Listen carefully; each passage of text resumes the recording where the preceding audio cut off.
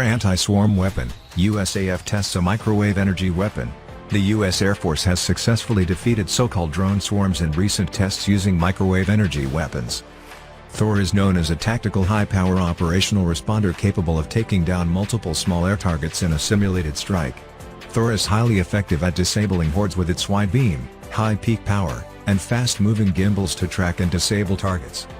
Systems like THOR use electronic warfare measures to disrupt, or even destroy the many UAVs that make up a swarm. While the USAF declined to disclose how many or what types of UAVs were used in the test, citing safety concerns, the service said the microwave weapon system was effective in defeating the swarm.